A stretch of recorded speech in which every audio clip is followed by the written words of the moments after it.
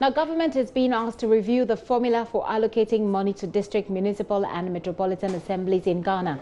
According to Rights Campaign Group Send Ghana, this could help tackle poverty in the country, especially among women and other vulnerable groups. The group today convened a high-level inclusive development dialogue here in Accra to push government to do more to make funding to local communities more equitable. Here is a report by Philip Ankara. Women make up more than half of the country's total population. They are mainly engaged in the informal economy, like petty trading or subsistence farming. Over the years, however, there's been a concern over how much that comes into the hands of women who are largely responsible for household expenditures.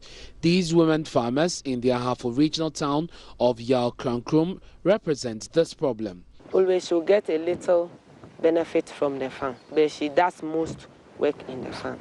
It affects the women simply because they don't have enough enough to do the work, and normally they always do everything in the house.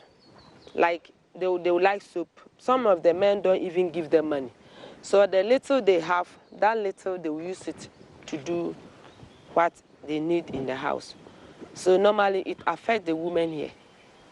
In addressing this, rights campaigners are saying a deliberate investment in women could have a knock-on effect on the larger family. George Bimpe is Executive Director for Send Ghana. The way forward is that when we are talking about child inequality, it takes its root from the socioeconomic status of their parents. And that comes to the point of poverty. If we can address the issue of poverty, especially poverty among women, knowing that women spend their resources on health, education, and food, it certainly means that once women are empowered, they have economic opportunities, they will end up spending on their children. And that means that the children are being put on a certain pedestal that will allow them to compete. So education is one.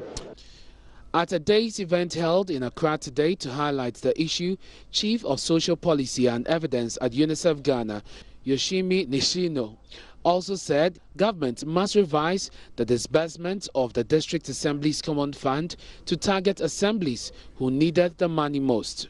Currently, some districts rely on District Assembly Common Funds. However, the amount allocated to districts is not sufficient enough, as you know. It used to be that 7% of tax revenue was utilized for this funding, District Assembly Common Funding, but currently only 5% of the revenue is utilized for the funding. So if you consider real decentralization and providing social services for citizens, especially children, women at the district levels, it's very important to increase the amount of the funding in order to meet the needs of the citizens. Responding on behalf of government, Chief of Staff at the Presidency, Frema Osel-Pare, outlined some government initiatives that she says should address the challenge. Government has various development agenda, and I think in my speech I even highlighted, if you're talking about inclusiveness, one of the key things about inclusiveness is ensuring that every Ghanaian gets access to quality education, irrespective of where you are in Ghana, whether you are poor or whether you are rich.